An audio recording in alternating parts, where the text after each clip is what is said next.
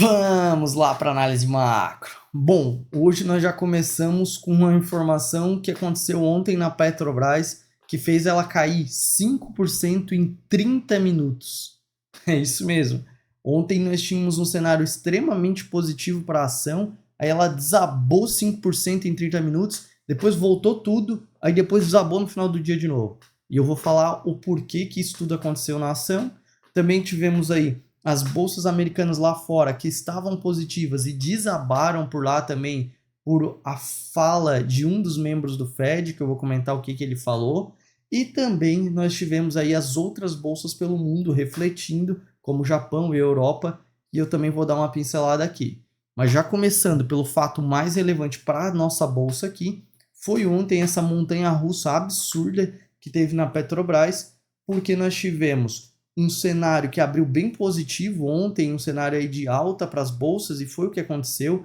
Tanto é que a própria Petrobras abriu já em alta e subiu mais de 2% nos primeiros 40, 50 minutos do mercado. Então, assim, ela já estava numa alta aí de 2, 2,5 e de repente surgiu a notícia que o Lula está sondando o Mercadante para colocar na presidência da Petrobras.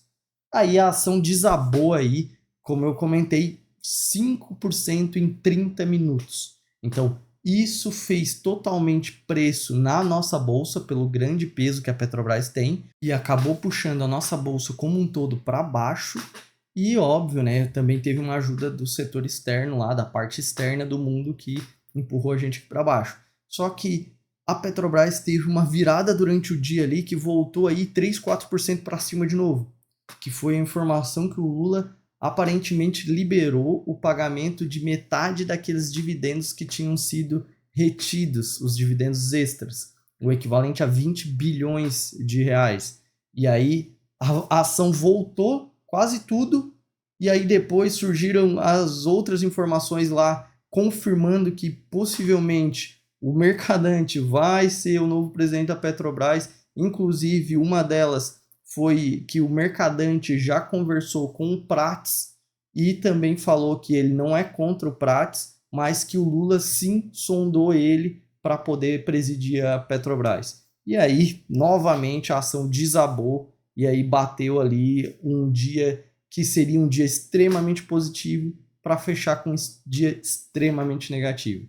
Então ela acabou fechando com 1,40, 1,50 de queda, enquanto que as outras petroleiras pelo mundo acabaram subindo.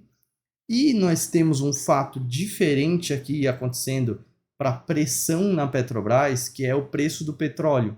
O preço do petróleo aí ontem bateu aí mais de $90, o que seria bom, né? Porque a Petrobras produz petróleo, então o produto dela está se valorizando, seria um benefício para a Petrobras.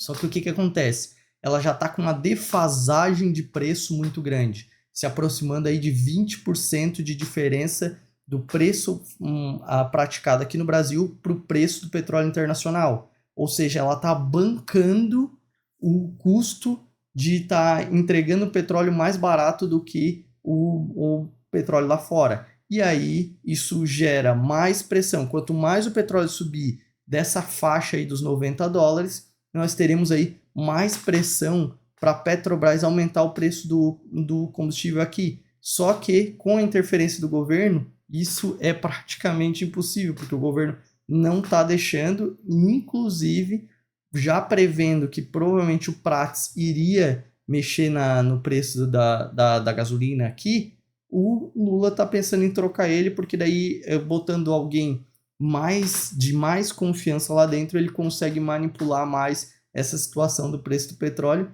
e quem se ferra na real é a empresa, porque basicamente a empresa paga para trabalhar se ela não repassa o preço do petróleo, né? Então, tudo isso, a pressão de alta para o petróleo, que seria bom para a Petrobras, está virando um fator negativo e está ajudando a ação a cair por aqui.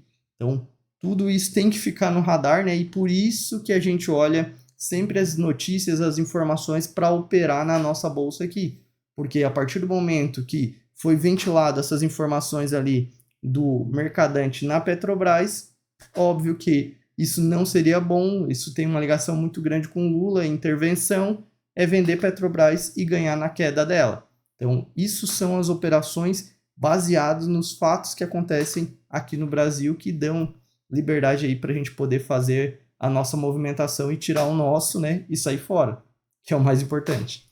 E no mundo, como eu comentei, lá nos Estados Unidos nós tivemos queda para as bolsas, que já não aconteceu há bastante tempo, ali uma queda mais expressiva de 1,5% de queda praticamente, por conta da fala do Kashkari, que é um dos membros do Fed, e ele falou que se a inflação não convergir para a meta deles lá, possivelmente eles vão adiar ainda mais os cortes de juros. E aí jogou as apostas para os cortes lá para frente e fez cortes de juros se mantendo mais altos por mais tempo, bolsas tendem a cair. E foi exatamente isso que aconteceu.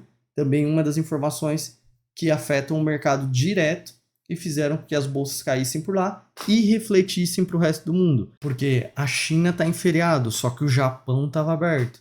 E o Japão teve uma queda aí de quase 2% só nessa madrugada, muito voltado a essa situação do Banco Central americano ter que adiar os cortes de juros. Isso reflete para as ações de tecnologia dos Estados Unidos, que tem uma ligação muito grande com as ações de tecnologia do Japão e também puxa as empresas para baixo por lá.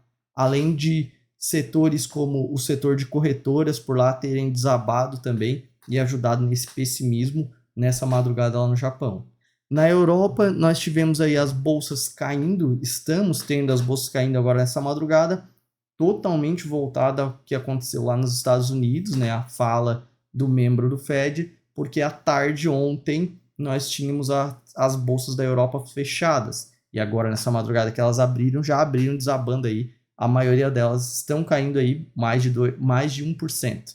Então tudo isso gera uma pressão negativa para a nossa bolsa aqui, né? Lembrando que parte dessa negatividade ainda já foi muito voltada ontem. Ontem o que aconteceu lá teve uma precificação para a gente não conseguir subir aqui, ainda mais aquela situação da Petrobras que piorou tudo por aqui. Então tudo isso gerou pressão ontem e pode refletir um pouco hoje. Só que assim, para quem opera aqui e no mundo, o dado mais importante do planeta hoje é o payroll, que é os empregos americanos. Esse dado vai sair hoje às 9h30 da manhã.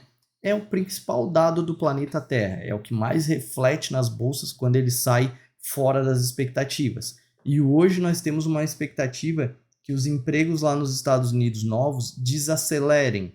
E isso seria visto como positivo, porque mostra que a política monetária, os juros, estão fazendo efeito e estão empurrando os empregos para baixo, o que desacelera a inflação.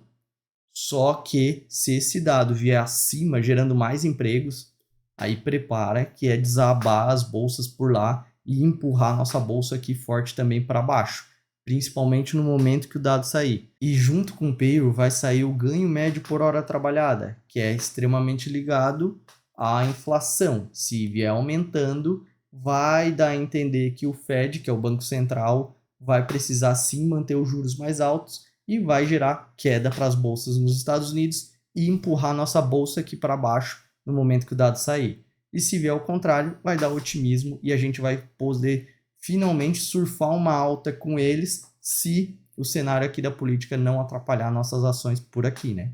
Então é isso. Se esse é o tipo de conteúdo que te interessa e quiser receber todos os dias antes do nosso mercado abrir, só se inscrever no canal. Se puder deixar o like, é o jeito que o YouTube reconhece nosso trabalho. Valeu? Um abraço!